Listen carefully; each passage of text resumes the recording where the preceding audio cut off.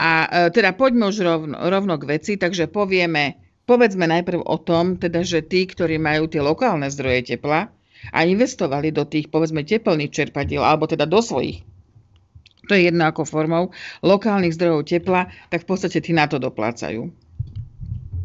Jednoducho povedané, tí ľudia, ktorí boli v tom energetickom nevoľníctve, ako sa to nazývalo, že boli závislí na centrálnych zdrojoch tepla, ktoré boli finančne nákladné a chceli si ušetriť, tak dneska sú trestaní touto novou výhláškou, pretože musia platiť náklady aj za teplo, ktoré vlastne nevyrobia.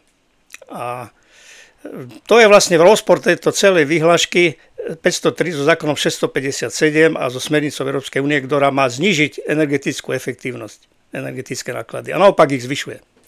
Dobre, potom tá druhá vec je, že tí, ktorí stále využívajú centrálny zdroj tepla, tak vlastne majú, viete, aj voči tým je to nespravodlivé, pretože darmo šetria, keď napokon aj tak musia zaplatiť za tú plochu. A veľakrát, keď je ten koeficient vyšší ako 2,5, tak veľakrát aj za tých, ktorí kúria mírnych zdírnych. Prosím vás, k tomuto, keby ste ešte mohli povedať. Ja si myslím, že časy, keď sa prekurovalo, že chodili sme v slipoch, sa už dávno minuli, lebo vykurovacie krivky sa už dávno znížili.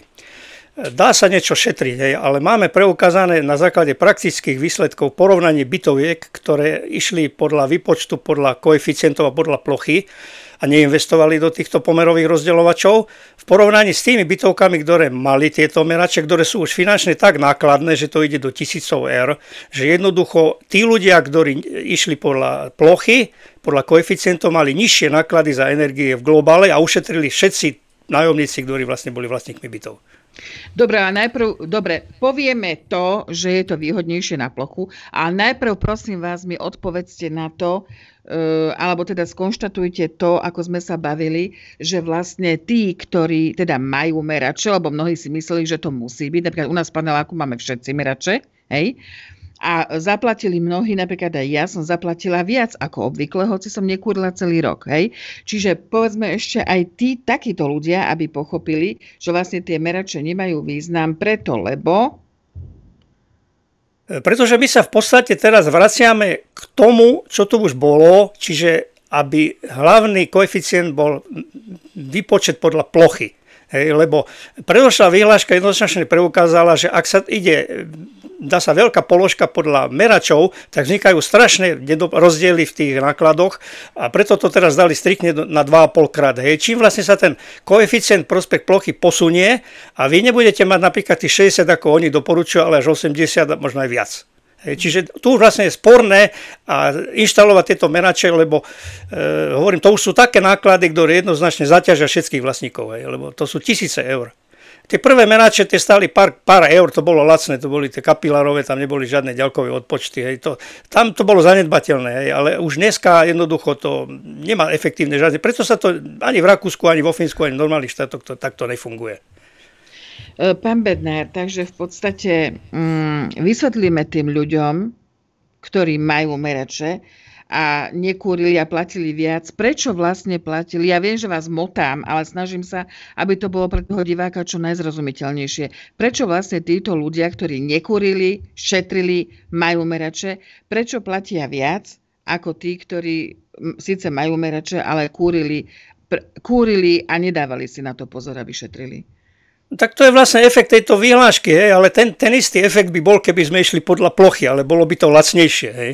Čiže tam by už nejaké veľké rozdiely neboli. Samozrejme, že ten, kto bude kúriť menej, bude platiť o niečo menej, hej, ale teraz sa vlastne tie rozdiely tak vyrovnali a problém tu ani není v tom, že my si naivne myslíme, že keď podľa tých meračov pôjdeme, že nejak ušetríme. No neušetríme, hej, lebo narobili sme si len problém s tým. Hej. A už za tie peniaze to jednoducho nestojí a je ďaleko lepšie ich investovať do obnoviteľného zdroja alebo do zateplenia bytu a na tom ušetríme ďaleko viac a znižíme si náklady.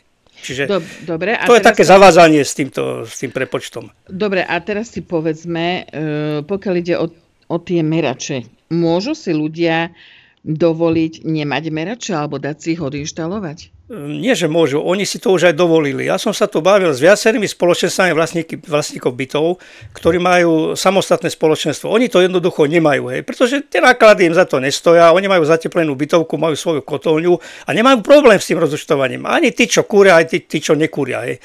Kto chce si zakúriť, kto chce šetriť, tak bude šetriť. A som sa ich pýtal, budete to inštalovať? No nebudeme. A nie je spôsob, ako vás k tomu môžu prinútiť. Oni môžu proste dať pokutu správcovi, ale pokiaľ správcu nemajú a vlastne si to schvália, tak jednoducho neviem si predstaviť, akým spôsobom tých ľudí majú prinútiť. Hej. Dobre, ešte povedzme k tomu, že keby teda bol plošne, iba keby teda povedzme celý panelák sa rozhodne, že dáme radšej preč, bude lacnejší tento spôsob výpočtu na plochu aj pre tých, ktorí šetria teplom? Takto, aby som bol objektívny, musíme sa baviť o celkových nákladov na energie, čiže na teplú vodu a na kúrenie. A zamerače, ten servis MARD, tie poplatky, paušály, to ako pri mobile. A keď si to celé zrátame, zistíme po roku, po dvoch, že tam, kde tie merače jednoducho neboli, pomerové rozdielovače, mali nižšie náklady celkovo na energie, ako tam, kde ich mali. Hej, čiže musíme to komplexne brať, hej. Lebo to je celkový náklad, to nie sú len merače, hej, to je jedna položka. Rozumiem. Že vlastne Čiže jednoducho my si tým nepomôžeme. Hej. Ja to mám priamo, ja mám vyúčtovania z viacerých bytoviek a som to porovnával a jednoznačne tí ľudia mali nižšie celkové náklady na energiu celého domu ako tí, ktorí mali tie merače a naivne si mysleli, že to bude spravodlivé. No nie je to spravodlivé. Dobre, tak teraz ešte povedzme o tej hromadnej žalobe, prosím, dobre? Jedným veľkým problémom tejto vyhlášky je, že vlastne ona retroaktívne trestá vlastníkov bytov, ktorí chceli sa vymaniť z toho energetického nevoľníctva a zriadili si svoje vlastné kúrenie. A tí doposiaľ, hlavne tie byty, ktoré boli hore, nadstavby, neplatili nič, lebo sa platili len za tie byty, cez ktoré prechádzali rozvody. Po novom majú platiť aj oni určitú čiastku za tzv. Prechodové teplo, čo je vlastne sporné, lebo to funguje obojstranne. Koľkokrát tieto byty kúria v čase, keď ešte kotolňa nefunguje. No a títo ľudia vlastne sú potrestaní za to, že si zrobili svoje kúrenie a teraz im navyšujú náklady. Čiže oni sa rozhodli, že podajú návrh na neodkladné opatrenie, na nesúlad tejto vyhlášky so zákonom 657, s tým, aby bola pozastavená jej účinnosť, a aby sa jednoducho to takto už nerobilo. Hej. Pretože je tu právo na ochranu spotrebiteľa a vlastne to demotivuje ľudí k tomu, aby vlastne sa správali efektívne, aby investovali do obnoviteľných zdrojov. Lebo jednoducho už to nemá ani význam. No na čo si mám zrobiť svoju kotolňu, keď budem platiť aj za teplo, ktoré vlastne nevyrábam a nie je mi dodávané. Dobre, a ešte teda sa vráťme k tomu neodkladnému opatreniu. Čo chcú dosiahnuť tým neodkladným opatrením? Čiže požiadajú súd o vydanie neodkladného opatrenia. Čo tým chcú dosiahnuť? Ak by sme to riešili klasickou žalobou, tak by to trvalo roky. Neodkladné opatrenie sa prejednáva do 30 dní. V prípade, že to bude zamietnuté, podávame odvolanie na krajský súd. Ak to zamietnú, do 2 mesiacov môžeme to podať na ústavný súd. Čiže nám ide o to, aby sa to dostalo na ústavný súd, lebo je to vlastne diskriminácia, retroaktivita a nesúlad tej vyhlášky so zákonom 657 a smernicou Európskej únie, ktorá má vlastne znížiť energetickú efektívnosť a nezvýšiť. No a pokiaľ by sme neúspeli ani na ústavnom súde, no tak ostáva už len Európsky súd, respektíve Európska komisia a upozorniť kompetentné orgány v Európskej únii na to, že na Slovensku jednoducho je veľa ľudí, ktorí žijú v energetickej chudobe a má sa zohľadniť to, že jednoducho na to nemajú peniaze.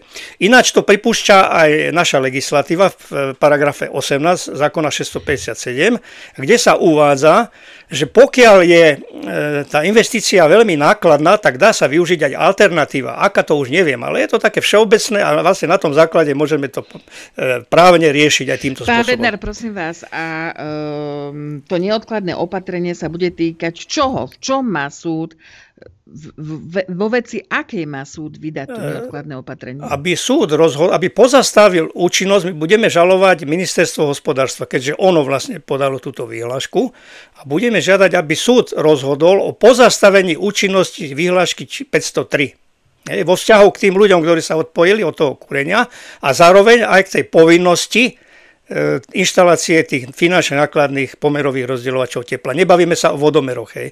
Vodomeroch na teplú a studenú vodu sa to netýka, pretože tie musia byť, to je samozrejmosť. Hej. Pretože podľa toho sa fakturuje. Bavíme sa len o tých rozdielovačov tepla na radiátoroch podľa počtu radiátorov, koľko máme v byte. Hej. Čiže na každom radiátore by mal byť jeden. Ak teda sa to inštaluje. Je kopa bytových domov, ktoré to jednoducho nemajú. Táto povinnosť sa týka bytových domov s plochou väčšou ako 500 m štvorcových.